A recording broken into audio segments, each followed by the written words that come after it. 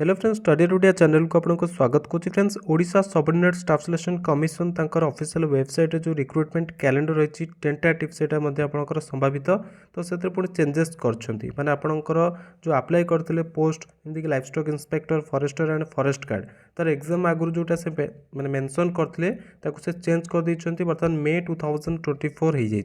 मार्च से मेंशन कराइला तो मे 2024 होती एंड तार जो जुलाई 2024 रोचे फिजिकल टेस्ट डेट माने मंथ पकईन से मैंने बाकी आपंकर देखो जो पकईले आरआई एआरआई अमीन एसएफएस एंड आईसीडीएस सुपरवाइजर तार मे जून 2024 एग्जाम हम बोली से मेंशन आगुरी जोटा करते से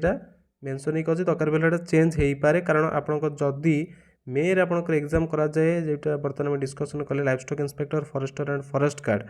जदि मे रे से करती तेज से एग्जाम आपंकर जून को जापे। ठीक अच्छे, तेज ये अपडेट ओ त्रिपुल तरफ आग को एग्जाम को लेकिन जदि इनफर्मेशन भल फ्रेंड मान सहित शेयर करेंगे। Thanks for watching, best of luck for upcoming competitive exams.